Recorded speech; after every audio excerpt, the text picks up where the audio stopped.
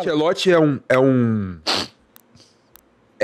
o pai dele é o Edinaldo? Ou é a CBF em geral? Quem que se atribui essa vinda do Ancelotti? O Ancelotti aconteceu na seleção. Não é o mérito do Edinaldo? Assim como tudo na CBF, o Ancelotti foi um ato político. Não foi uma convicção de planejamento esportivo. A ideia Ancelotti, ela surge lá atrás, ela naufraga. E aí o mesmo projeto esportivo fracassado que teve Ramon, não deu segurança ao Diniz, não deu respaldo ao Dorival. Vocês lembram quando o Edinaldo anunciou o Ancelotti? O Edinaldo, numa sexta-feira, o Ancelotti foi anunciado numa segunda-feira.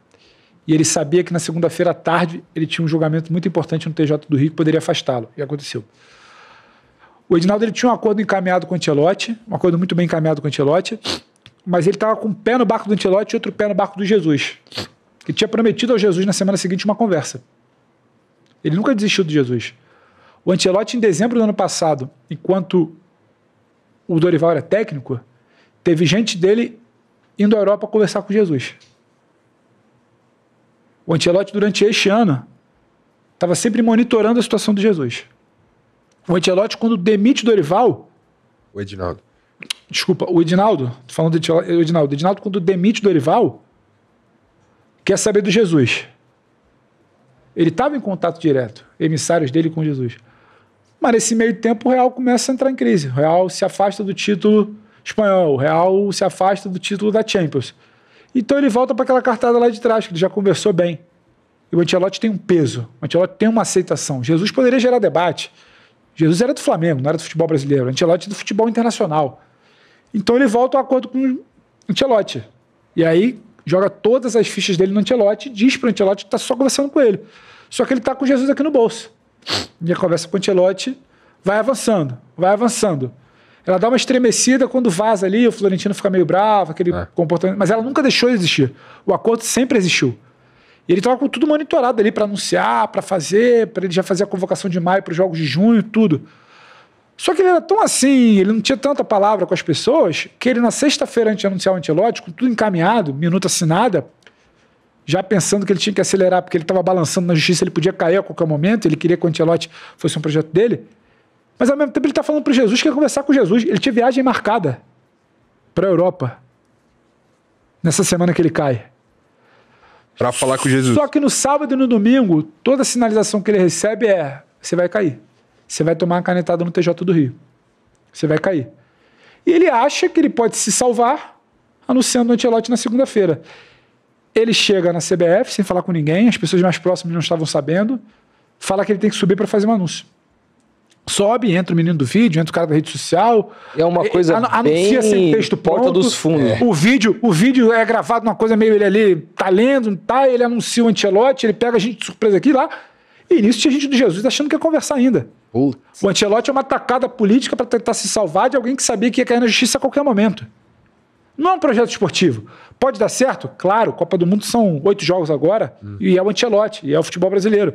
Mas não é um planejamento esportivo. Então, o Ancelotti é assinado pelo Edinaldo numa tentativa política de se sustentar no cargo, mas sem nenhuma convicção do que está fazendo, e ainda falando que vai conversar com Jesus. Nossa, eu fico imaginando então, esse é o Ancelotti, né? Como o Ancelotti recebeu isso e o staff dele? Quando acontece tudo, ele se certifica de procurar também. Tanto é que dos primeiros movimentos que o Fernando Sarney, então interventor, o TJ do Rio derruba o Edinaldo, nomeia o Fernando Sarney como interventor, e dos primeiros movimentos que ele faz é entrar em contato com o Ancelotti. Tranquilizar, avisar que nada vai mudar, que pode mudar tudo na CBF, mas o contrato está assinado e ele é o técnico da seleção. O Ancelotti meio que, ok, beleza, mas aí você tem que fazer um movimento, você manda o Rodrigo Caetano com o Juan para lá, você tem que sinalizando, e aí também ele vai começando a entender, a gostar, o Samir recebe ele no Brasil, o diálogo começa a acontecer, e ele passa a ter um contato com a CBF do Samir. Entendeu? E o Edinaldo, ele não tinha esse contato com o Edinaldo. O Edinaldo tem que nomear um interlocutor, o tal do Diego lá, Fernandes, depois cobra um absurdo. A gente faz essa matéria até, que ele faz constar em contrato que ele tinha que ter uma comissão e que ele tinha que aparecer num post collab no Instagram.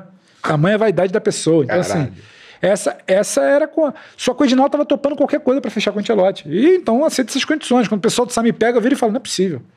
Não, isso aqui não. Isso aqui a gente vai questionar. Então, assim, isso é para ilustrar um pouco como é tocada a seleção brasileira em segundo plano, em detrimento do projeto político, que era mais importante, era se sustentar no poder. Entendeu? A seleção em crise, véspera de jogo contra a Argentina em março, e o Edinaldo fazendo reunião de apoio político na CBF. Então, a prioridade dele sempre foi o projeto político. Quando você perde o apoio político, você perde tudo. E a seleção está no meio desse tiroteio. Se der, a gente vai tocando aí. Nossa. Entendeu? Dizendo pro Dorival que ele tá no cargo, mas conversando com Jesus. E de olho na situação do Ancelotti do Real Madrid. Essa era a CBF do Edinaldo. Foda, hein, cara?